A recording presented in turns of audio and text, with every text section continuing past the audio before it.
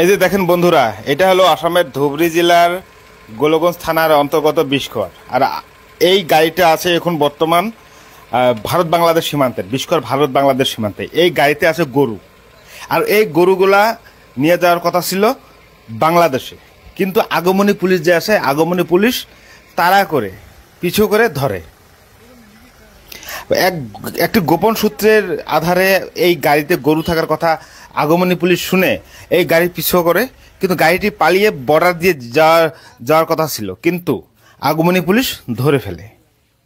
আর বর্তমান যেহেতু পানি হয়েছে, নদীর পানি বেড়েছে, বিভিন্ন পন্থা অবলম্বন করছে গরু পাচারকারীরা।